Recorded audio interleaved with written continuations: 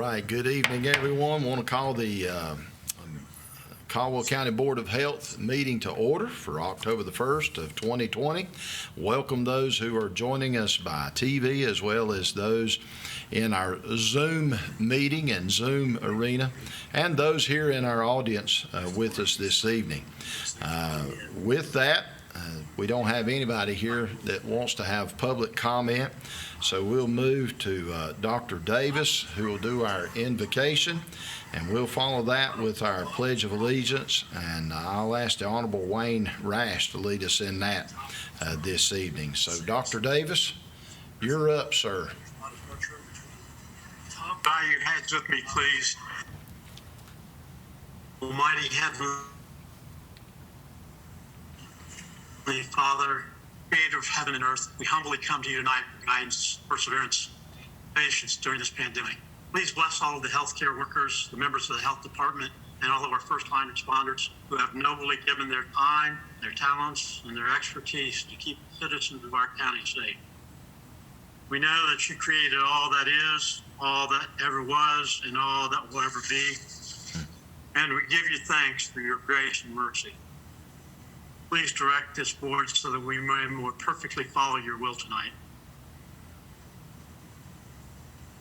For all those things, we are grateful and ask for them in the name of God and Jesus Christ, our Savior. Amen. Amen. So we'll stand. You folks can pledge from where you are. Join us for the pledge. Attention, pledge. I pledge allegiance to the flag of the United States of America and to the republic for which it stands, one nation, under God, indivisible, with liberty and justice for all. All right, thank you, everyone. Are there any announcements this evening from our health director, Miss Anna Martin? Yes, we had our flu drive-through last Saturday at the health department. It was a success, giving 172 vaccines, and we'll be giving flu shots during our after-hours clinic as well.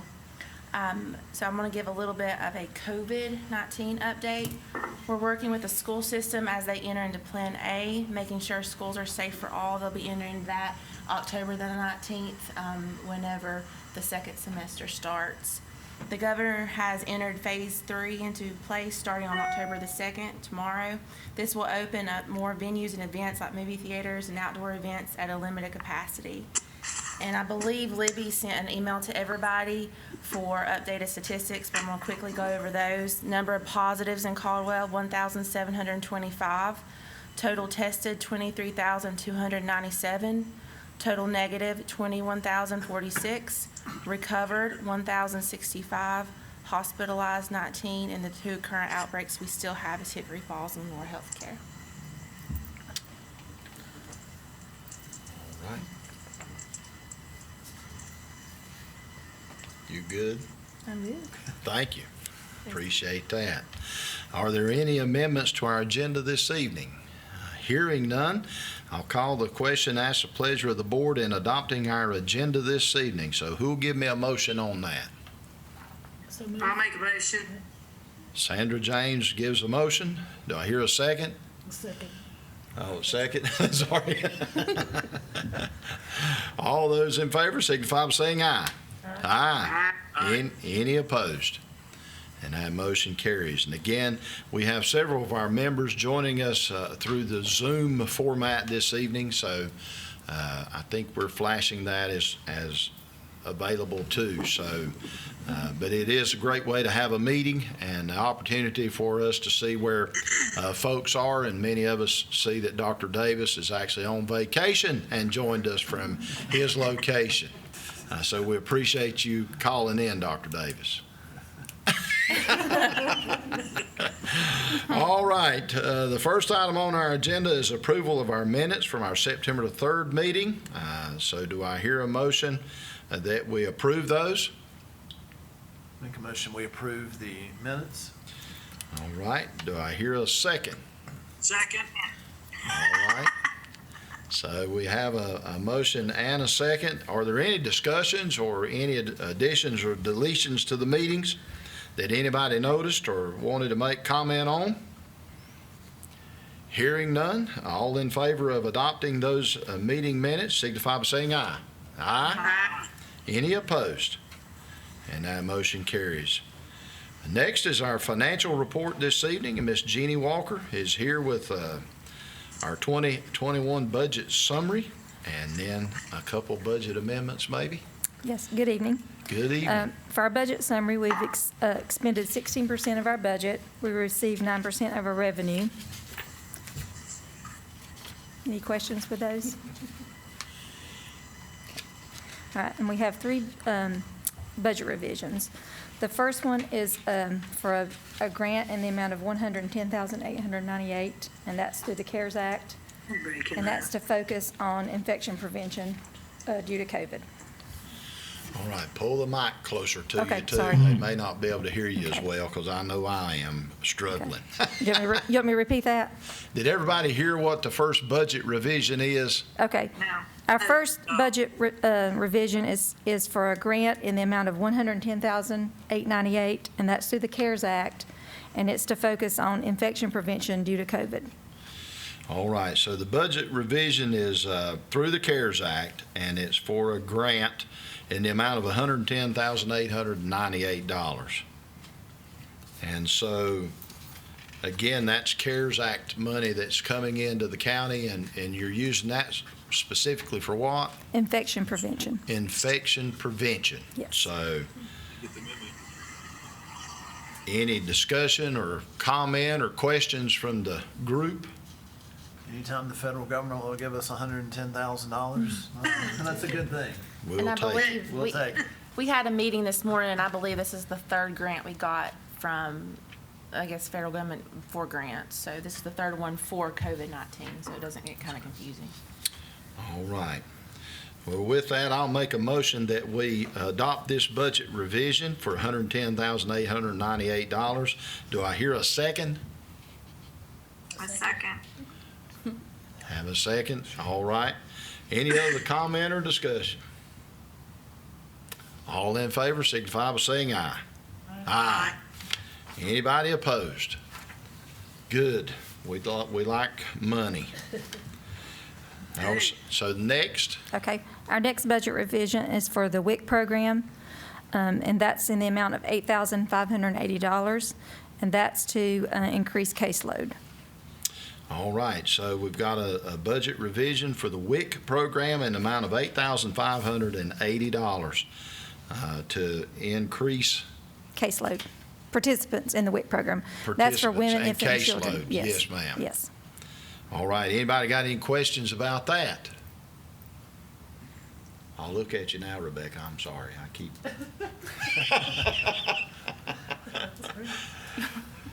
Nobody has any questions, all right, so I'll entertain a motion that we adopt this budget revision for the WIC in an amount of $8,580. Do I hear a motion? So moved. Second. Dr. McBurney, second by Sandra James. All in favor signify by saying aye. Aye. And that carries too. Anybody opposed? Hearing none. It carries unanimously. And then our third budget revision, Okay, immunization grant. Yes. Yes, ma'am. Our third revision is for a grant in the amount of $19,089. That's to the Women's and Children's Branch, and that's targeted to help with influenza prevention, to do outreach activities for flu vaccine. So this is for influenza, and it's a grant, immunization grant for $19,089.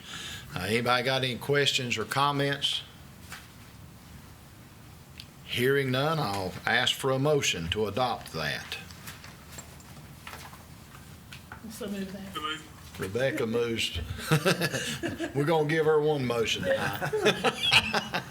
John seconded. John seconded. Okay, Dr. Davis, thank you.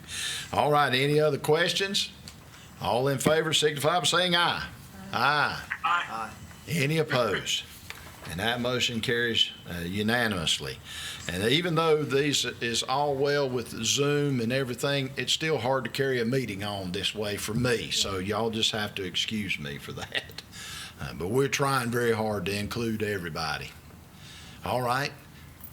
You continuing on? I am on the next, That's right. yes. Okay, so public health update, our child health report. Okay, as you remember, each year we have, it used to be a child health report card that we received every year from the state that looked at data related to child health. This year it's called the NC Data Card, and you should have one at your place sitting. I'm sorry for those of attending the Zoom meeting, we'll get that out to you. But I just kind of want to highlight some of the measures these are specific for Caldwell County. So women who receive early prenatal care, we're at 70.4%. That data is from 2018. Babies born at a low birth weight, we're at 7.7%. Babies that are born preterm, we're at 9.8%, and that's from 2018. We're at 10.2 in 2017, so that data has improved. Children living in poor or low income, we're at 49.1%, and that's a little higher than 2017. It was 48.4%. We have 88% of our high school graduates that graduate on time. And then we still have about 6% of children who are without insurance. And one thing I really wanted to point out is our infant mortality rate. As many of you know, several years ago, we got a grant to look at targeting, reducing our infant mortality rate. And so we've done lots of measures in the counties, with back to sleep, safe sleep initiatives, car seat education, and a lot of other activities related to lowering the infant mortality. And I'm happy to say that we're at 3.9%, which is the lowest I've ever seen it. So, Yes, ma'am. So it sounds like some of our initiatives have worked. And some of the things to kind of think about for the next coming years, I know a lot of this data is kind of be more important as related to COVID. So one thing to kind of think about for next year that we may see that our numbers about food insecurities may go up because where schools have been altered with schedules, we've had a lot more kids at home that may not have access to meals that they normally had when they attended school. And then also, we may have families that have financial difficulties because of unemployment and not being able to pay utilities and housing bills and stuff. And then we may also see an increase in lack of health insurance because people losing jobs due to COVID and stuff. So just kind of those are the kind of things to think about for next year. Any questions? All right. Thank you for the report. I'm glad to see that we're improving in our infant mortality. That's awesome. And it's a great job on behalf of everybody involved, and so we appreciate that. Anybody else have a comment or? All right. Good job. Yeah. Next is our influenza update, and Dr. Picton is here to give that this evening.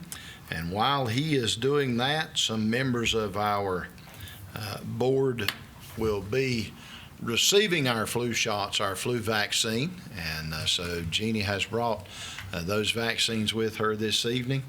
And so we just wanted to lead by example as a board in receiving our flu vaccine.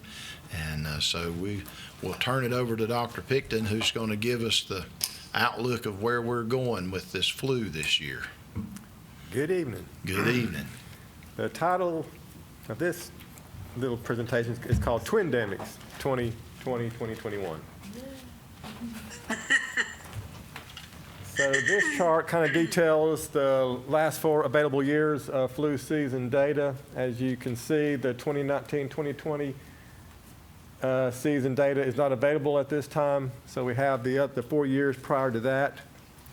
And as you also see, this is disease burden estimates. Because the flu is not a reportable disease to the CDC or to public health, the state public health, they use statistical modeling numbers to come up with these numbers, but they seem fairly accurate. So we'll look at the symptomatic individuals, the medical visits, hospitalizations, and deaths. So if you look at these 4 years, I did an average, and the average of those individuals that had symptoms of influenza was 33,500. I mean, 33,500,000. And of those that sought medical care, the average was 15 million. The average of these 4 years of hospitalizations were 521,000, which probably a portion of those did require intensive care unit care. And deaths averaged to about 40,000. And now looking at the COVID-19, this is from September the 25th. The new cases on that day were right under 50,000. There were over 7 million positive cases to date. Active cases were still at 3 million. Deaths were over 200,000.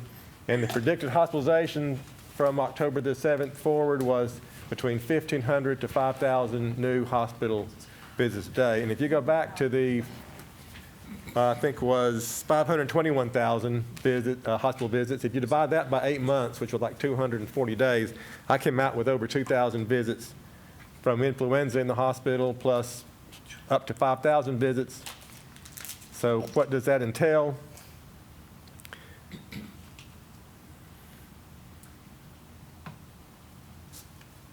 Basically, this is now the trending term in the data is the twindemic. Fearing a twindemic, health experts push urgency for a flu vaccine. That's from the New York Times. At the LA Times, as flu season nears, some health experts brace for a twindemic. Como News, I think that's a Seattle station. Local hospitals preparing for twindemics with COVID-19 and flu cases expected in the fall. So what does all that mean? Or what are the consequences? Physician offices will probably be inundated this year, and many physician offices aren't seeing ill patients at this time.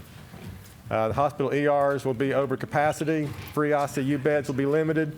Ventilator capacity will be in short supply, and PPEs will again probably be scarce.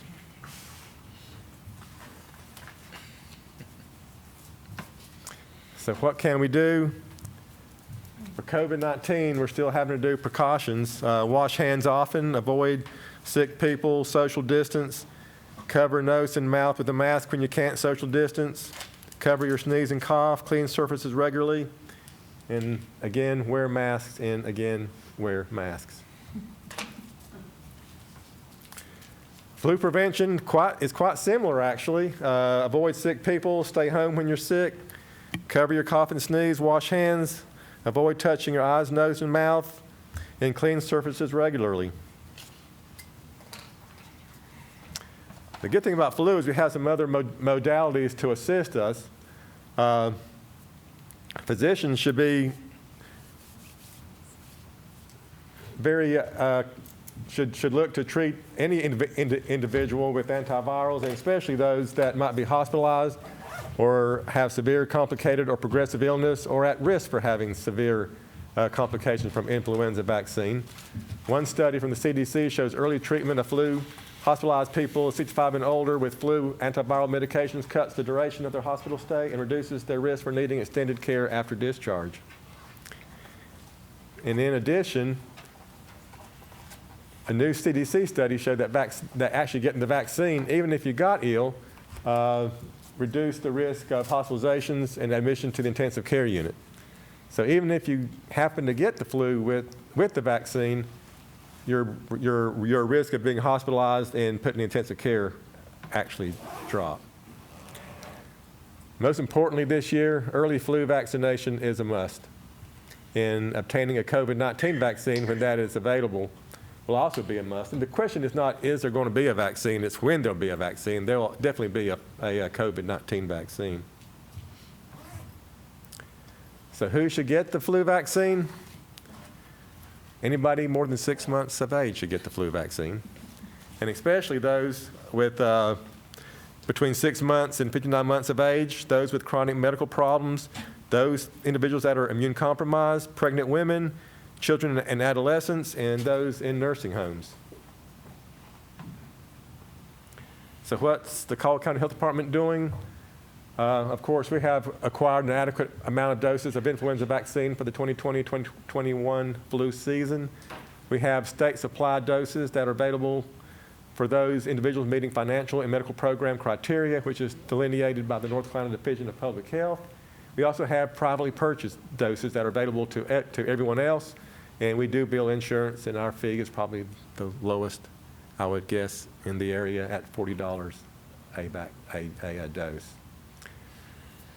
And as Anna mentioned, we held the Caldwell County held its annual drive-by shooting on Saturday, on September the 26th, and I was told 174 doses. We have a slight discrepancy in doses. 54 high-dose vaccines were administered to those over age 65, and 35 doses to those under 18 years of age. We are currently vaccinating multiple nursing homes. Influenza vaccines are offered in our prenatal clinic, our general health clinics, and pediatric and adult health. I believe the number, I forgot to put it there, it's 828-426-8400. You can get a flu vaccine. We also, as Jeannie mentioned, we did receive a grant, and we are trying to maybe provide some uninsured adult vaccines, but we are currently working on how to allocate these doses in grant funds. So keep in touch. More information will be available on the CCHD webpage. And that's it. All right. Well, we appreciate the report, sir, and appreciate everybody facilitating our opportunity to get a flu vaccine this evening. So I am one of those that fall in a category of needing it because I'm over 6 months old. So I appreciate that. Anything else for the good of the group this evening? Well, again, I appreciate everybody who has come to our meeting, the reports that were given, the opportunity for the vaccine, and as well as those folks able to Zoom in this evening. And we appreciate y'all's willingness to be able to do that. And if there's nothing else, I'll call for a motion for adjournment. Too bad we can't get the flu shot over Zoom. Yeah, it's too bad, isn't it? The health department will meet your needs, though. All right. Do I hear a motion we adjourn? Motion we adjourn. Do I hear a second? Second. Rebecca seconded. Rebecca beat y'all this time. All right. All in favor signify by saying aye. Aye. And again, we appreciate you being here this evening. Bye, everybody. See you now. Have a good night.